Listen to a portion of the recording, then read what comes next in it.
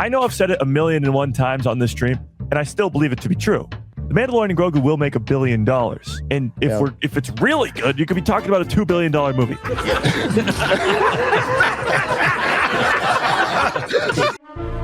Dirterotic.com.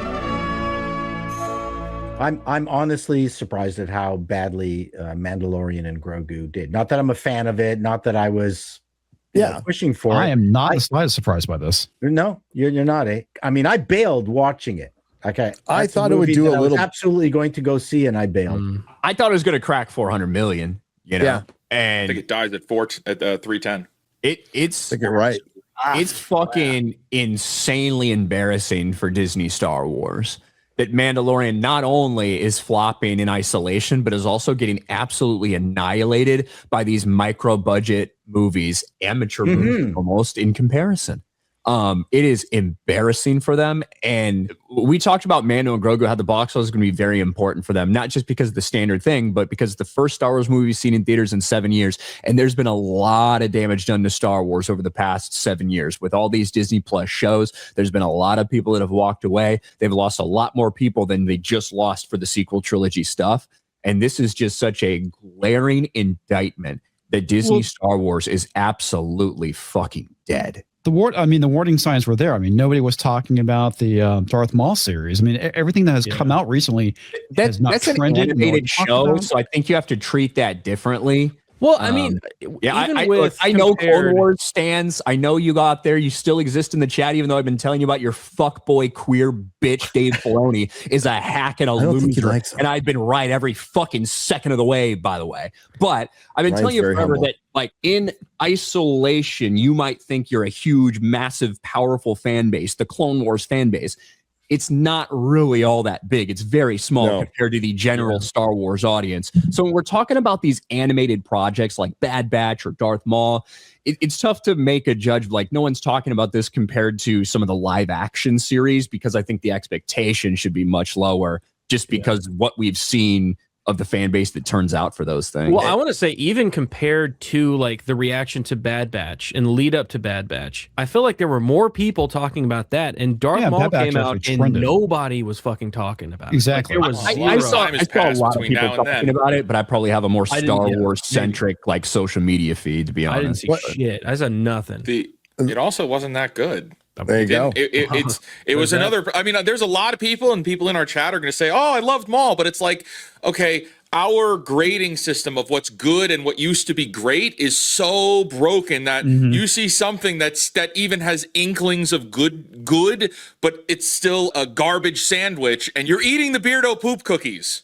Okay, that's what, if you like Maul, you're eating the Beardo poop cookies. You're eating around the poop. Poop cookies 10 out of 10. You're the only one with a beard there. It's a deep cut. I'm not Beardo. I wouldn't pretend. One thing that Ryan's 100% right on is the fact that, that there's so much brand damage. It's like, if Star Wars is in a healthier place, this movie would be doing much better. That's all I was going to say. Is Mandalorian and Grogu comes out 5 years ago, it does better. Yeah, it does. So this is why it's so beautiful that it happened this way. And it genuinely, it put a little lift in my step. It genuinely made me happy to see it fail and fall into abject apathy at this point, because this is what we said was going to happen for 8 years. 8 years we said, this is the place you're going to be. And now I don't know how they fix it.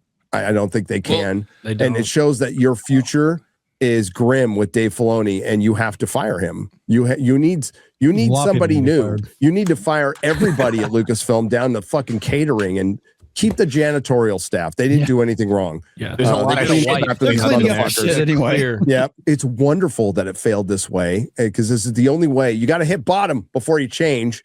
But the thing is, by the time they change, they're just going to remake it, because to the general audience, Star Wars is Skywalkers. That's it. And anything else would just be creating a new franchise. And if you went ahead 1,000 years, you couldn't use X-Wings or Star Destroyers. Everything would look new. And do you think anybody at Lucasfilm right now could create anything iconic? To do it? No, of course not. All you have to do is take a fraction of the budget that you would spend on Star Wars and give it to 5 different creators and have them write stories and then make those and then just see what works. Unified vision. Like, just do that and then do the it unified again. vision And then do it again. is product. It is product. How do we sell product? It's about itself. It's not about anything anymore.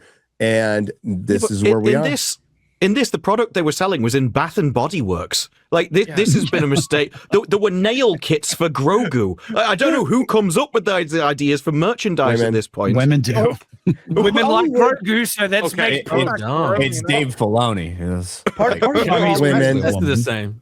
You have to understand that Hollywood had power over the rest of the world primarily because they had generators behind every single studio, and they could run a whole bunch of 10, 15K lights when they needed a ton of light to do their movies.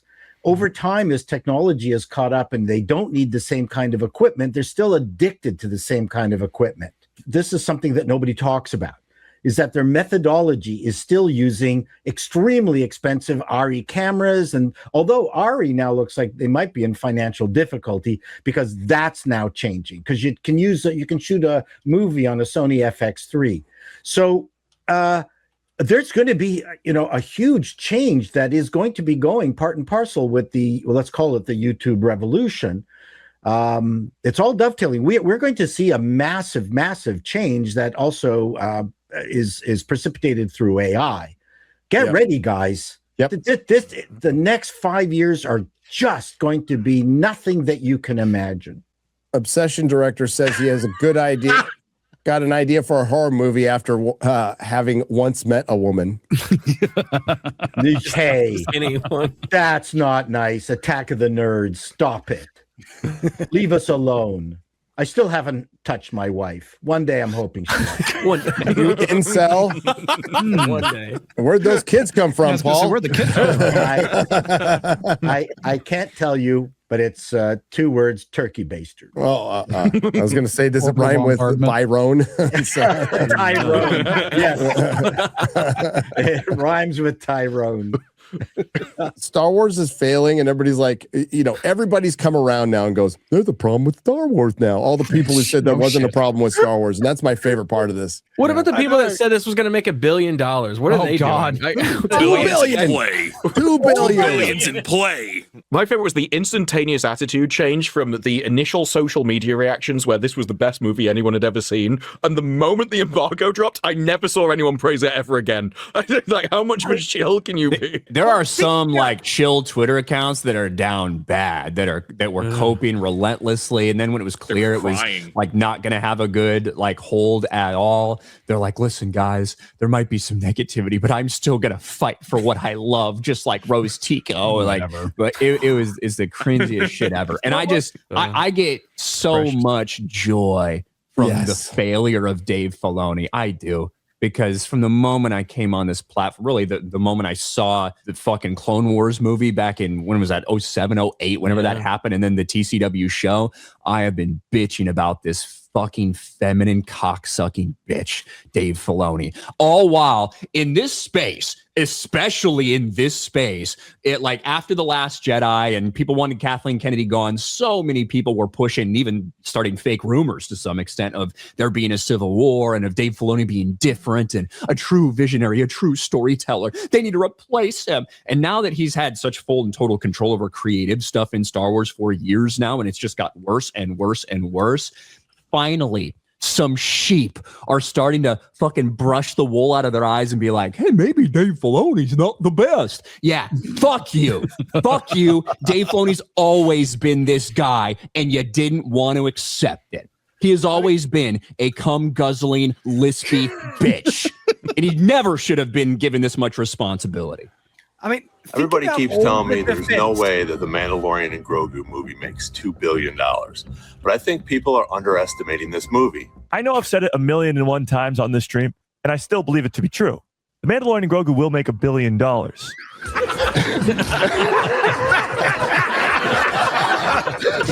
You could be looking at 1.5. You could be looking at maybe 1.7.